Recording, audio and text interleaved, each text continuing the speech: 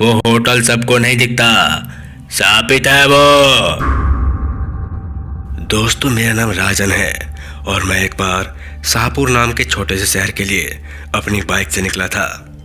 Company का काम था और वहाँ से ऑर्डर भी लेने थे। शाम तक काम हो जाएगा इसलिए मैं ज़रा आराम से था, लेकिन सारे ऑर्डर लेते हुए रात के 8 बज चुके थे। अब घर जाना मुश्किल था। सोचा कि यहीं कहीं सस्ता सा लॉज देख लेता हूँ, वहीं रात का बंदोबस्त हो जाएगा। मैंने एक दुकान वाले से पूछा, अरे भाई, यहाँ कोई लॉज है क्या? कोई सस्ता हो तो बताओ। उसने मेरी आंखों में देखा और अनदेखा करके बोला, नहीं, यहाँ कोई लॉज नहीं है। हाँ, लेकिन यहाँ से 5 किलोमीटर दूर एक छोटा ढाबा है, वहाँ तुम्हारा रुकने का इंतजाम हो सकता है। अरे ये बात ध्यान से सुनो, हाईवे पे यहाँ से सीधा जाना, कहीं रुकना मत, सीधा वो ढाबे पे ही जाना। रास्ते में भूतों का डेरा है, तुम नहीं हो, तुम्हें पता नहीं है, कुछ भी हो सकता है, रुकना मत। मैं गर्दन हिला के वहाँ से चला गया। मैंने ऐसी बातें सुनी तो थी, लेकिन मैं यकीन नहीं करता था। थोड़ी दूर जाने के बाद एक रोशनी दिखी। मुझे लगा कि वही ढाबा है जो दुकानदार बोल रहा था। पास जाके मैंने देखा तो एक छोटा सा घर था, बाहर लिखा था होटल। एक दिया जल रहा था और बाहर एक कोने में आग भी जल रही थी। पास में कोई दिख नहीं रहा था तो मैंने बाहर से ही आवाज लगाई, अरे कोई है क्या?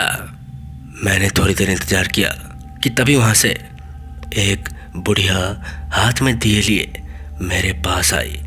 देखने में तो सब कुछ ठीक लगा तो मैंने उस बुढ़िया से पूछ लिया, अम्मा, यहाँ रात के लिए रुकने के लिए कोई कमरा मिलेगा? जो बनता है वह मैं किराया दे दूंगा। उस बुढ़िया ने कहा, ठीक है बेटा, अगर खाना चाहिए तो वो भी मिल जाएगा।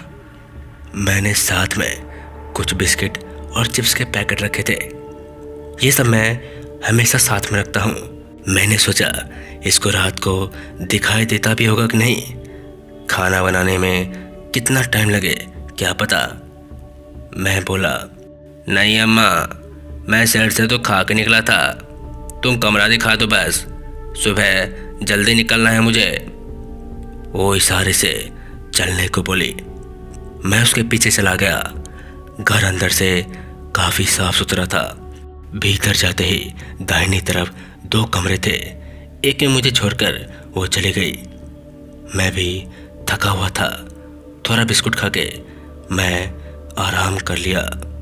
मैं काफ़ी थका हुआ था तो मुझे नींद नहीं आ रही थी। मेरी आंखें खुली तो रात के 12 बज चुके थे। मैंने अपना मोबाइल उठाया तो पता चला मुझे कुछ कुतरने की आवाज़ आई। मोबाइल की टॉर्च लगाई तो देखा चूहा था। मैंने उसको भगाया और सोने की कोशिश करने लगा। तभी बाहर से रोने की आवाज़ आई और साथ में कुछ तोड़ने के भी। मैं ज़रा चौंक सा गया। मोबाइल लेके मैं दरवाजे के पास गया। आवाज़ बाहर से आ रही थी। मैंने धीरे से बाहर झांकने की कोशिश की पर वहाँ कुछ दिखाई नहीं दे रहा था। मैंने सोचा कि बुढ़िया को आवाज़ लगाता हूँ, लेकिन वो इतनी रात में कहाँ जागने वाली है, ये सोचकर मैं चुप हो गया। हिम्मत करके धीरे से मैंने दरवाज़ा खोला।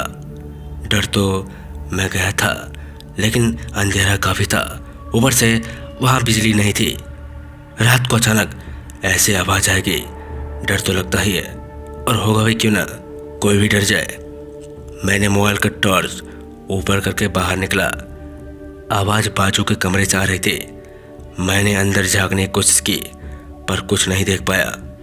मुझे पहले लगा मेरे जैसे कोई मुसाफिर होगा जो रात के लिए रुका होगा और अपनी बीवी से झगड़ा कर लिया होगा, क्योंकि रोने की आवाज़ तो औरत की थी। मैंने दरवाज़ा खटखटाया। एक झटके से दरवाज़ा खुल गया। मेरी धड़कनें एकदम से तेज हो गई। अंदर पूरा अंधेरा था। कोने में एक दिया जल रहा था। उसकी रोशनी में वो बुढ़िया बैठी थी। अभी वो बुढ़िया बहुत ही भयानक दिख रही थी। वो मेरी तरफ अपनी लाल आंखों से देख रही थी। मैंने जैसे मोबाइल का टॉर्च पूरे कमरे में घुमाया, मैं चकरा गया। एक आदमी सफ़ेद कपड़ा पहने था। वो जो आवाज़ आ रही थी वह काटने की थी। वो यहीं से थी। वो किसी औरत को काट रहा था, इसलिए वह रोने की आवाज़ आ रही थी। मेरा दिमाग एकदम से सन्न हो गया। पसीने से मैं तरबतर हो गया। मैंने भागना चाहा, लेकिन मैं हिल भी नहीं पा रहा था। मैं चक्कर आके गिर गया, लेकिन नीचे गिरते ही मैंने खुद को संभाला। मैं नीचे खून में गिरा पड़ा था। मेरे गिरते ही मेरे ऊपर चिपचिपे से कीड़े रंगने लगे। उस बुड्ढे के ऊपर भी कीड़े चढ़े हुए थे। हर तरफ सड़ने की बू आ रही थी। बुढ़िया अचानक से खूंखार हो गई। वो हथियार लिए मेरी तरफ बढ़ने लगी। मैं तरफ रहा था। वो जैसे ही मेरे करीब आई, मैंने दरवाजे को उसके मुंह पे दे मारा। वो नीचे गिर गई। मैंने पूरी ताकत लगा के खुद को खड़ा किया और हनुमान जी का नाम लेके मैं भागता रहा। मैं काफ़ी चिल्ला रहा था। वो बुढ़िया मेरे पीछे दौड़ रही थी। कुछ देर दौड़ने के बाद मैं थक गया। अब और भागना मुश्किल था। थोड़ी दूर पर फिर से एक रोशनी दिखी, लेकिन इस बार वो ढाबा था। मैं जान मुट्ठी में लेके भागा। मैं जैसे वहाँ पहुँचा, जोर जोर से चिल्लाने लगा। वहाँ काम करने वाले लोग उठ के आ गए और मैं बच गया। उन्होंने मुझे पानी पिलाया, तब मेरी जान में जान आई। मैंने सबको सारी बातें बता दी। तभी एक आदमी बोला, बेटा तेरी तकदीर में जिंदगी लिखी है, इसलिए तू बच गया। ये सालों से चलता आया है। वहाँ जो भी फंसा कभी वापस नहीं आया। वो होटल सबको नहीं दिखता, शापित है वो, लेकिन जिसको दिखता है वो वहाँ फंसता है और उनका शिकार हो जाता है। शायद हनुमान जी तेरे साथ हैं। तुझे जिंदगी मिली है, खुशी मनाओ।